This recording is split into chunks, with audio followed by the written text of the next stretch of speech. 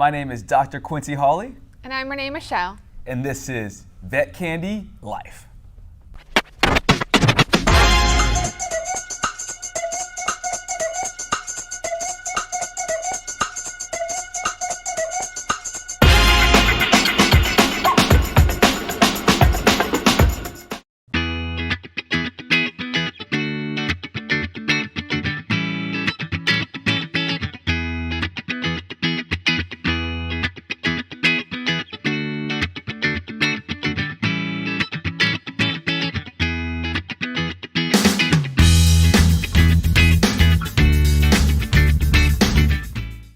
This show is brought to you by VetProCentral, a free veterinary recruiting service for job seekers.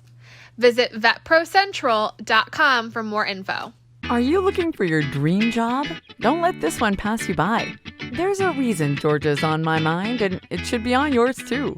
Do you dream of living in an area that has the charm of small-town living, plus the added convenience of being close to a major city, all while working for an amazing AAHA-accredited hospital? Then look no further than this dream job. Everything you're looking for and more. Want to learn more about this job or learn about other opportunities? Check out VetProCentral.com for more information. On this episode of Vet Candy Life, we're going to talk about smart money moves that you can make. That's right, smart money moves. Can you tell us about some smart money moves you've made before? Oh yeah, I follow Dave Ramsey, and I've read his book Total Money Makeover. Okay. And a couple years ago, it took some time, but I am into baby steps. I'm into the baby steps that he recommends. I know about the baby steps. I've heard about those. Yeah, so things that I've done, I've gotten side gigs to earn extra income. Yeah. I've saved an emergency fund. Yep. I'm paying off debts. Yes. Yeah. Yes. What You should do your debt-free scream live on a Vet Candy Life episode. You should. Totally. I've actually heard a veterinarian who she was a traveling orthopedic surgeon, but she called in to Dave Ramsey's show.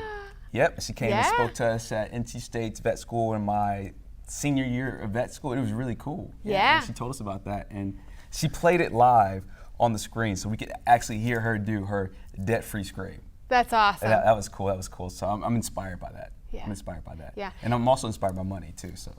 Right. Who doesn't want more of it? Right. And debt for veterinary professionals, especially DVMs, Yes. coming out of school, I think the average vet student comes out with like $150K minimum in student loans, right? And some more. Some more, right? Some more minimum. than that. Yeah. Some students are coming out with $250,000 in student loans. And you can just imagine the sting or the weight that carries on someone's shoulders in terms of their well-being, right? Yes, and it flows over into your day-to-day life, right? If you come into work and you're carrying that burden. You've told me before, out of all of the challenges that we face as humans, I think, money, financial burdens are the top. Yeah, I think it's like money, health, and then relationships or something like that. But money's definitely at the top of that list for sure. Yeah, and it makes a really big difference with your relationships too.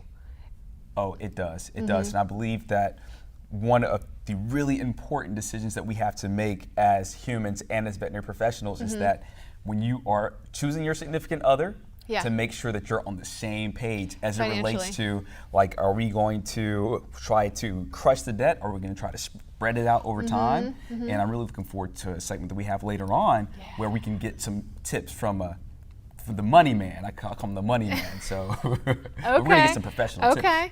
Yeah. What are other things that you've done in your life, or how does debt kind of, how do you manage your debt, or what are some things that do you guys budget? Because you guys have kids. Right. So for me personally, I set up ways to handle the debt. Okay. But I don't focus on it. I focus on wealth creation, and I have the debt being taken care of automatically. Okay. All right. So Tell me more about that. my vision is always set on how can we create more wealth right? And so I do things like read a ton of books, like this book here, Think and Grow Rich, where they tell you how to create wealth regardless of what industry you're in, right? And then another thing that I've been fortunate to do is to get a mentor of someone who really understands money and who has created and generated lots of wealth through their lifetime, and then to try to incorporate some of those tips and strategies into my own life. And you got a chance to talk with Paul Gazaleh, who is a CPA and a master at money, right? That's right. Awesome. Let's take a look. All right, so Paul Gazaleh, I'm so excited to have this opportunity to speak with you. I consider you the money man, so I'm looking forward to learning some money tips and tricks and things of that nature. But before we go there, can you just tell us a little bit more about your background and your official title, even though I like to call you the money man? Sure, Quincy, thank you. I really appreciate the opportunity to be here with you. My name is Paul Gazaleh. I am a CPA, and I prepare tax returns, do financial analysis, things of that nature. So I spend my day with money-related issues.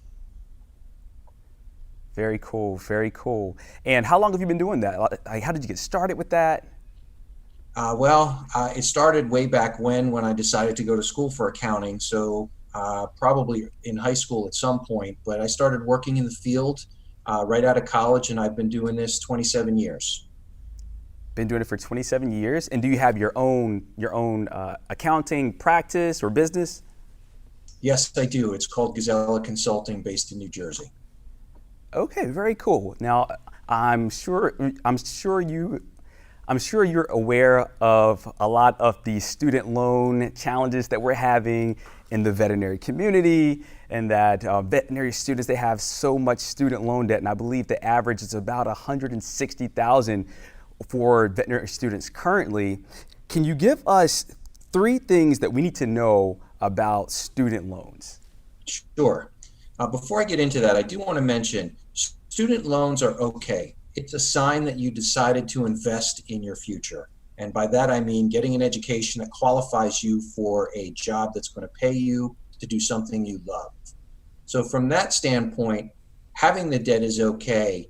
Just view it as an investment. Don't view it completely as a burden. But with that said, it is a burden that you want to try and take care of as quickly as possible. So I want to talk about a couple of things that you should focus on if you have student loans. The first step that I want you to focus on is make sure you know all the details of your loan. How much do you owe? What is the interest rate? What is the terms of the repayment? Now, and do that for every loan you have if you have multiple loans. The reason I want you to do that is I want you to understand what those components are so you can compare it against other options out there. Maybe the interest rate is higher than you need to pay and refinance is available. The way to do that is compare your details to other loans out there. And one of the best ways that I've found is a website called magnifymoney.com.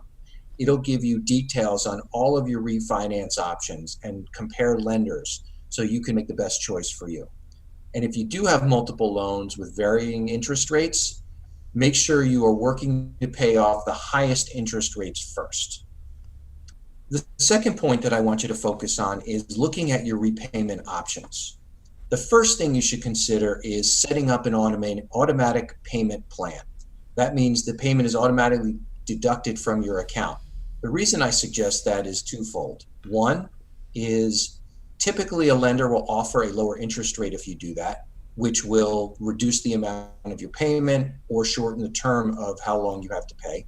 And two is that it avoids the logistics of having to make the payment, which likely could lead to late fees. So by setting it up automatically, you're going to avoid that. The other thing in terms of a repayment option is consider an income-based repayment plan. If you get the notification that your loan amount is now due and you have to start making payments, and the amount of the payment is a crazy amount of money that you can't possibly afford, consider looking at an alternative repayment method. They only work with a federally funded loan, so not any private loans, only federally funded loans, but it's income-based. And typically, your payment will be limited to 10 to 15% of your discretionary income for a period of 20 to 25 years. Now, the benefit of that is, to the extent you have lower income, the amount of your payment will be lower. And then you continue to pay for whatever the term of the program requires. At the end of that term, whatever balance is left is forgiven. If you have lower income, it makes a lot of sense. As your income grows, your payment will also grow. So it is a long-term commitment that could have great benefits, but it is not for everybody. So look at the details, and you have to consider what your future income growth will be as part of that. Now, Paul, I do have a question about that. So for the portion of the loan that is forgiven, is it true that they'll have to pay interest on the portion of the loan that's forgiven after the term, 25 years? No, typically whatever balance is left is forgiven, and there's no future payments. As long as you go through the income-based repayment through the federally funded loans. You can get more information about that at studentaid.gov. Awesome, thank you. The third point that I want to talk about is, if you are having problems making the payments, contact your lender. Get out in front of the problem rather than put your head in the sand and wait for them to come to you and knock on your door looking for payments.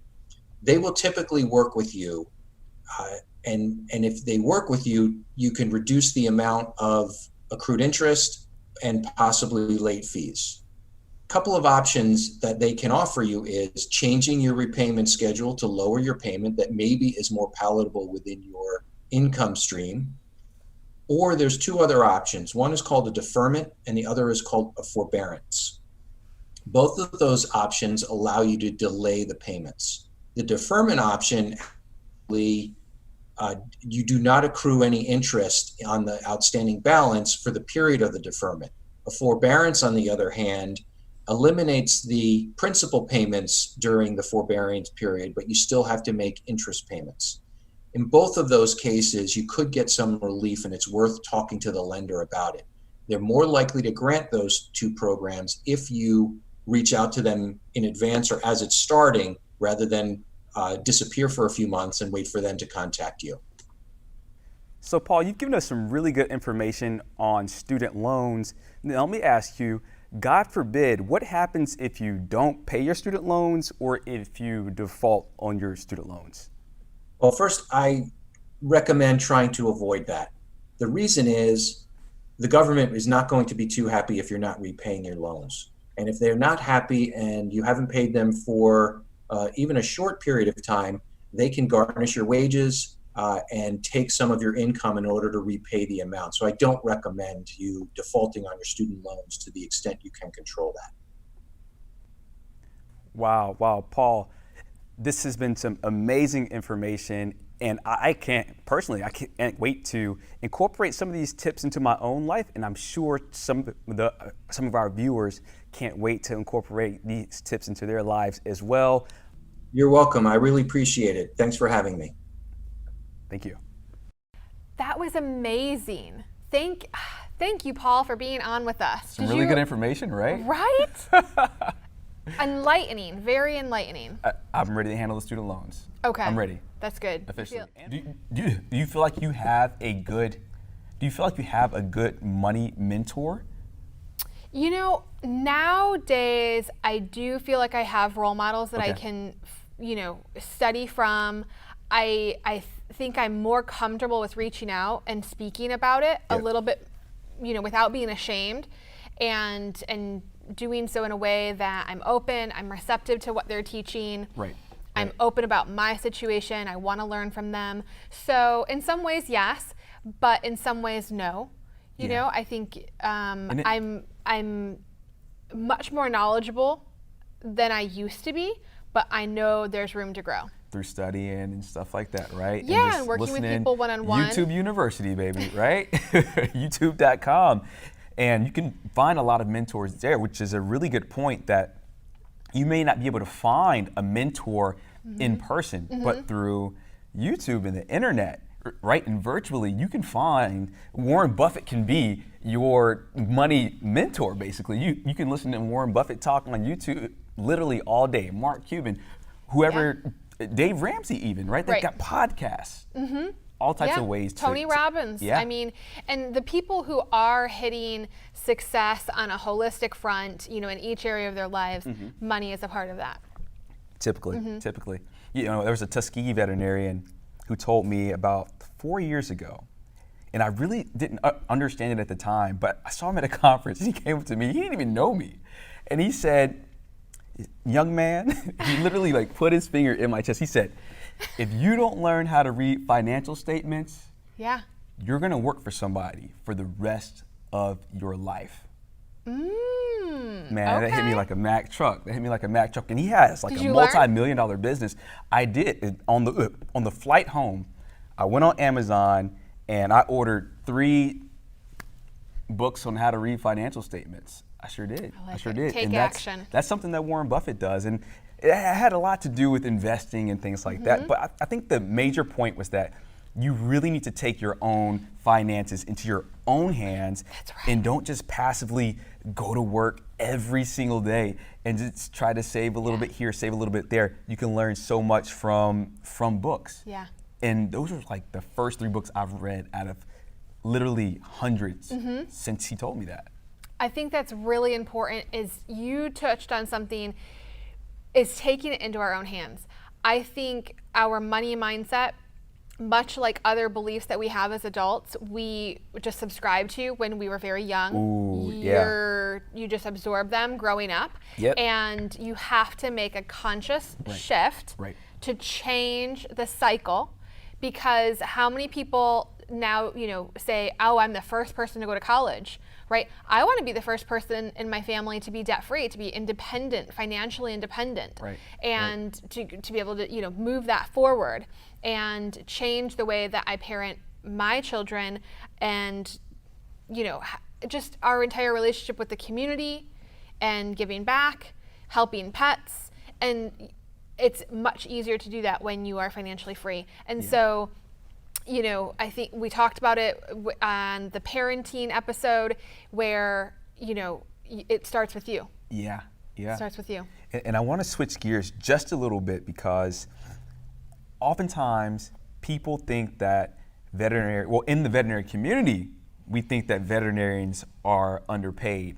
But in the general public, oftentimes they're looking at us as superstars trying to drive Lamborghinis or something. You just want my money. Yeah, exactly. Which isn't true, of course, which isn't That's true. What the clients think. But I want to switch over to veterinary technicians and their pay, because I believe that's a huge topic of discussion. I know you've been there in terms of that, and when I was starting out, being there, making very small wages oftentimes, but doing so much work, blood, sweat, and tears, baby.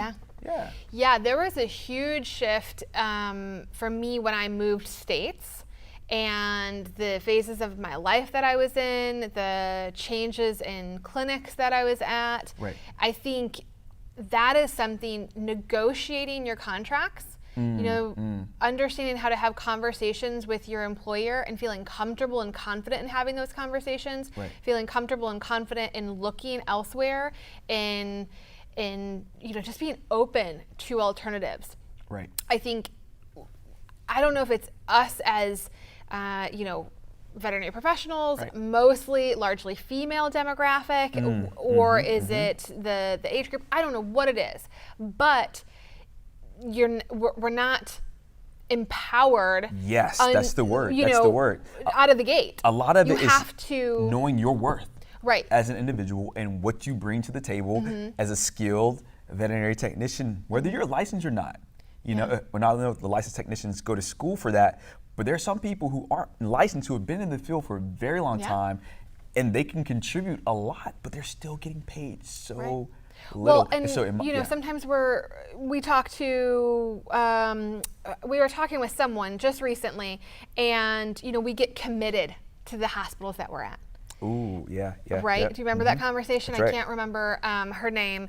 And that's one thing that we get so loyal, and we we don't give ourselves permission to seek what we need for our families, what we need for our bills elsewhere. Right. And so I think that's, whether, like I said, whether it's through your same clinic or whether it's another clinic, whether it's not even looking at it, right? Because some people don't even know.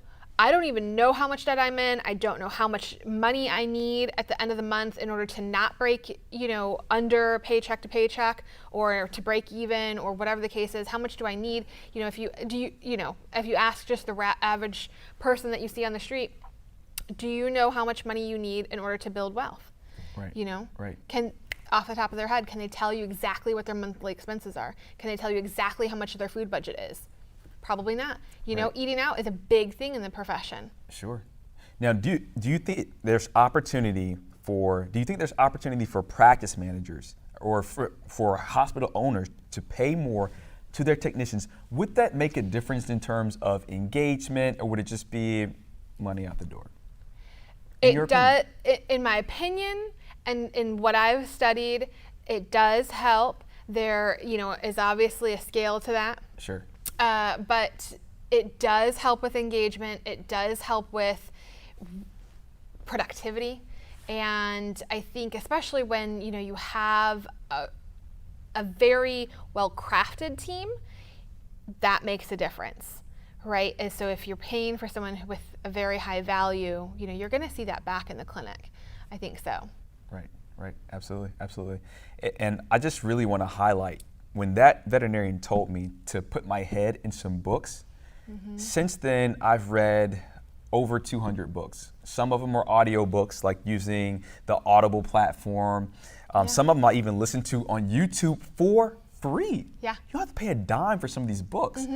And some of the biggest epiphanies that I've had as it relates to my financial picture, my ability to generate and create wealth.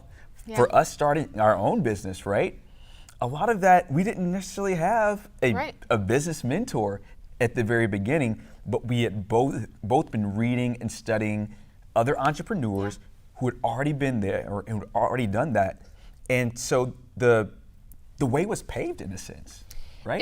In a way that I say, that the bricks were there and we sort of paved our own way, because there's not a book on how to be an entrepreneur as a veterinary professional. Right. Like that roadmap wasn't there, but the stones were there. We just had to put them together. What's your favorite like finance book, or just book about money? Yeah, I like the Total Money Makeover. Really? It changed my mindset completely. I think for the average person, if you know very little about financial literacy, Total Money Makeover will get you into the realm of being more competent and more confident with that's Dave Ramsey, right? That's Dave Ramsey. Dave Ramsey. Okay, Total Money Makeover. I've got that book at home. Yeah. And so what's one major takeaway from that book, maybe? Mindset, behavior. Ooh, okay. Yeah, that's the big thing, is that your behavior is what's going to dictate your financial life, your financial future. Yep. I like that. And if I had to give you my favorite book, or one of them is, it's by Larry Winget. It's kind of old now. Okay. But it's called You're Broke Because You Want to Be. Oh. All right. And that book had some really powerful information in terms of, hey, look in the mirror. If your financial picture doesn't look the way you want it to look, you need not look any further than the mirror itself. And that's not to shame yourself. It's not to blame yourself. It's just to say that there are things that you can do as an individual to completely turn that around. Yeah. You can own it. Right. Ooh, own it. And that's the last thing I want to talk about as well. I want to get your opinion on this.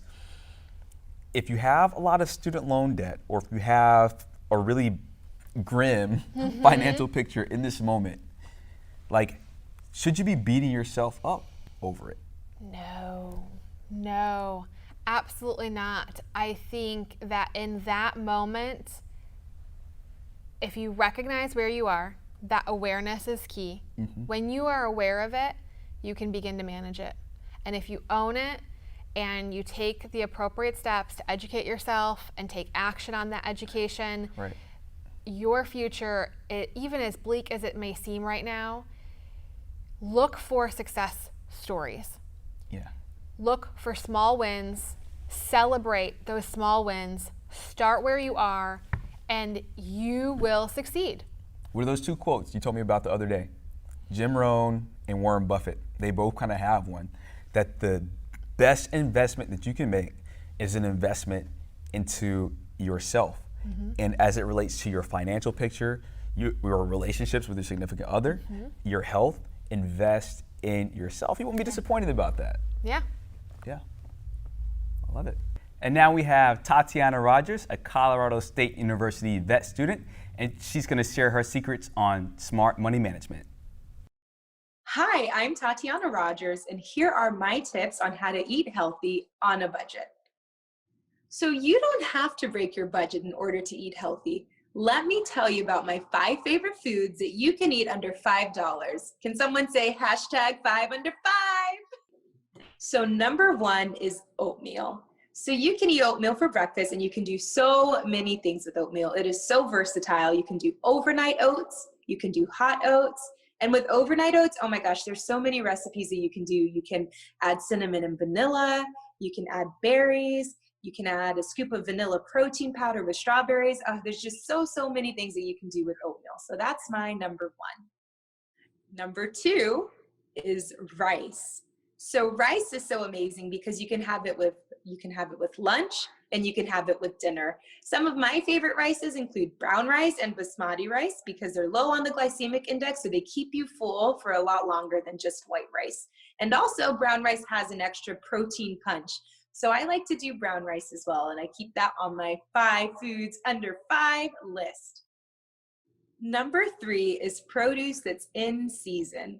So you can find this by going to your local farmers markets and just picking up whatever's in season. So for example, in the wintertime, we tend to have a lot of squash. In the summertime, there tends to be a lot of beets. But you can also find some really cool fresh produce like arugula. You can find spinach, artichoke, all kinds of cool things at your local farmers market. So if you're trying to stay in your budget, make sure you check your local farmers market for your produce. So number 4 is yogurt, and I like Greek yogurt. And I like Greek yogurt because it's low in sugar, high in protein, so it's great for you. And it's just like the oatmeal, yogurt is very versatile. You can add oatmeal, you can add honey. Honey is my favorite thing to add to Greek yogurt. You can add vanilla, berries, again, all kinds of things that you can do with Greek yogurt. So number 5 is, drum roll please, water. So I know we said we're talking about foods here, but water should be the foundation of what you're consuming because you are mostly made up of water. So it's so important that we're consuming water and drinking water throughout our day to make sure that we're replenishing the fluids that we lose. So last on our list is high quality H2O. So if you'd like to know more about being healthy on a budget, feel free to follow me on Instagram at Dr. Fit Vet. Thank you for watching. I learned a lot from that segment of Tatiana, and it's really impressive that she is a veterinary student and she's already gotten her business school degree. Yeah, that's awesome. She's gonna make a awesome entrepreneur. Yeah, practice owner. Yeah, impressed. Fantastic. So this has been an amazing episode of Vet Candy Life. We talked about student loans. We talked about budgeting, right? We talked about that with Paul, and we also talked about some smart money move secrets, right? Yeah, a lot of different things. And so if you've enjoyed this episode, please be sure to leave that in the comments. If you have any questions, leave those in the comments as well. Follow us on social at MyVetCandy. Subscribe to the YouTube channel. You guys can stay up to date on all of this great information that we're bringing to you guys. And thank you again for joining us for another episode of Vet Candy Life.